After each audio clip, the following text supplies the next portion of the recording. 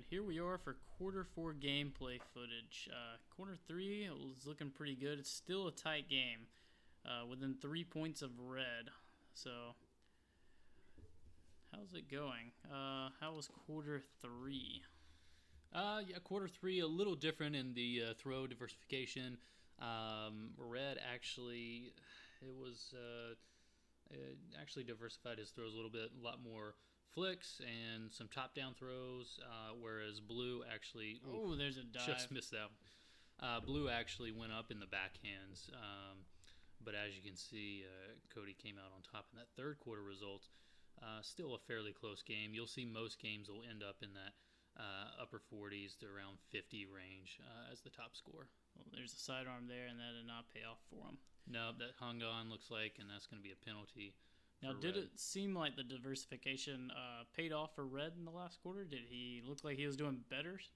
Well, he scored 14 in that third quarter, and he also scored 14 in the first, but that's the most points he scored in a quarter. So, he actually scored 13% on top-down throws, or 40%, excuse me, on the top-down throws. So that's pretty good. There's an error right there. He is very frustrated with himself. Got to catch those. Now, I will say, in general, I would think that diversification would be good for your score. If you keep throwing the same throws, they're going to learn your play, kind of know where to hang out, to where to catch your throws. There's another penalty. Well, that kind of leads into, what's your in-game strategy, really? It does depend on the field a little bit if you have a fast-playing field. And this one's pretty fast. I would say that was a high top-down throw.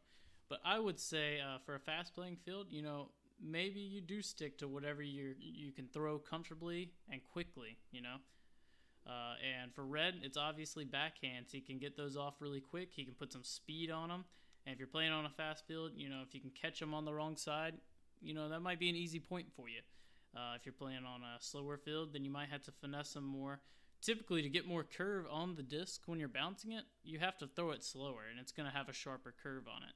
Typically, the faster you throw it, it's going to have a straighter flight path, Yeah, I agree. The slower you throw it, it's going to have a more drastic curve to it. It has a little more time to make that curve, and it's easier to do on a flatter, turf-like field. Oh man, 3 penalties right there. We're about to witness some penalty shots from Blue. Yeah, Blue getting penalty shots all the way up. No Easy score sidearm there, or Olympic toss. I'm not really sure. I think that was a flick. So backhand, can't get to it. I think that was an Olympic toss. You saw? No, that was a backhand. Oh, really? Yep. Red was playing a little up on that one. There's another backhand, or actually that was an upside down throw. Also known as top down throw. Top down. Yep. And time will start again once he makes this next throw. So back to strategies. I think on a faster field, you can throw them fast down the line, down the slants, try to get that defender playing back some. And then you can also work some top-down throws or some slower throws to get them, to get them chasing those right up on the line. So you're trying to work your defender to play towards where your tendencies are, and then take advantage of those.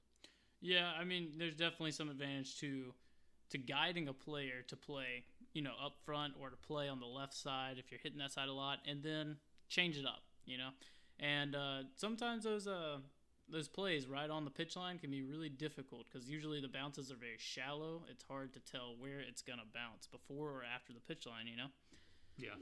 And on a slower field, if you try and speed those by with every throw, you're going to wear yourself out. If you have a thicker grass and you're trying to speed them by, you can see that one. Red didn't even go for it.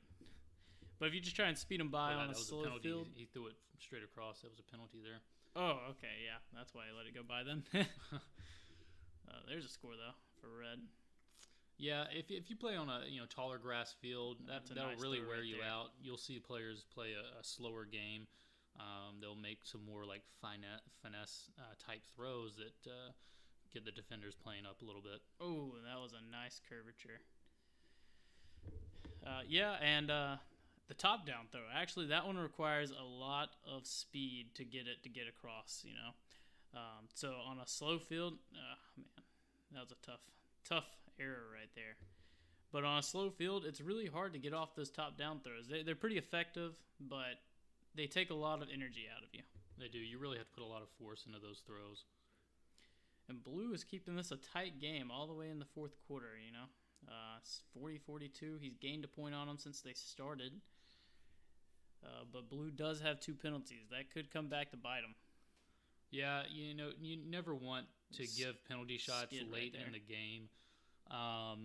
Especially when you're down by a couple points, you're just giving the opponent a few more opportunities. He tried to make a quick throw there off the catch, maybe catch him off guard, but sometimes it's better just to set up again. Oh, and he makes a bad error there. You got to make those catches late in the game, especially. So what are some of your strategies that you would say? So again, trying to force that defender to either play back or play up. You could essentially make a lot of top-down throws to get them to move up, play closer to the pitch line, and then just gun them by them every once in a while with some down the slants. It's really just there's a nice one there. So that was a good one down the slants there. But you're really just trying to work your defender where you want them,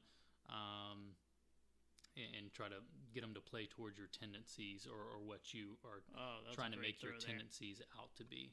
You could see Red was trying to play it off like he was going to do one of the lazy throws or one of the softer throws, and then he launches it, and that was a good throw down the line. But yeah, definitely one of the main strategies. Right those legs.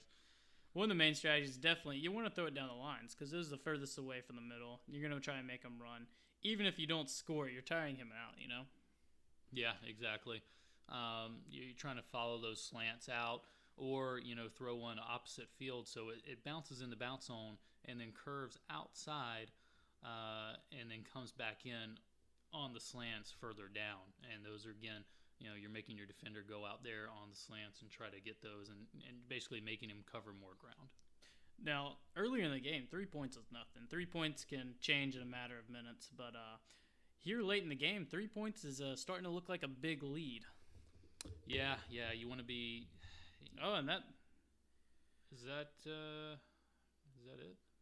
I don't believe so. I don't know what they're doing. Clarifying, it looks like they're clarifying with the camera what they're looking at.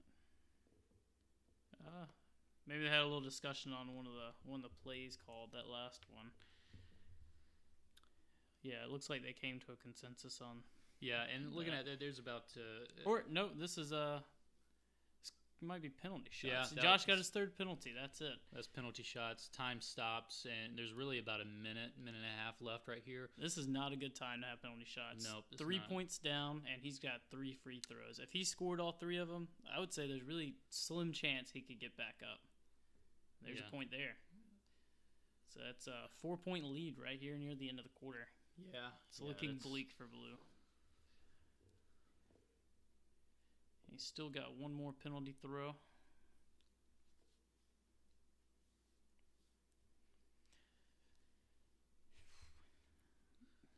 Here he is with his final penalty throw. Let's see if he can take advantage of it. Steps all the way up. Not really a tricky throw.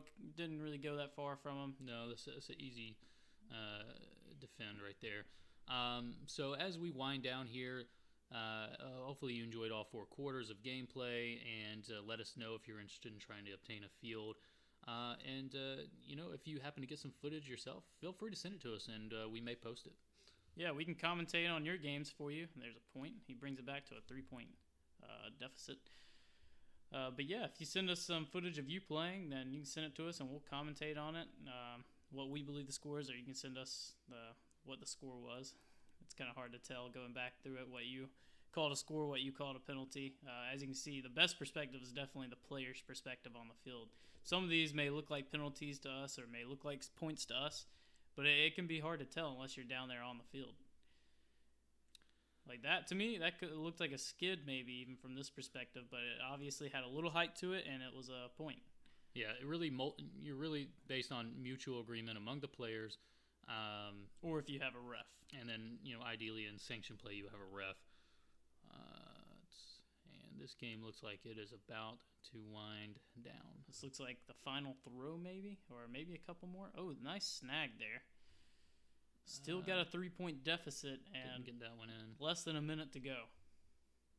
You can see Red might be slowing the game down a little bit. He's not necessarily slowing the game down, but he's definitely not in a hurry while he's got the lead. Yeah, and there's no reason to be. If you have a 3-point lead late in the game with a couple minutes to go, nice sidearm. You really He's taking probably his want to throws slow easy, down.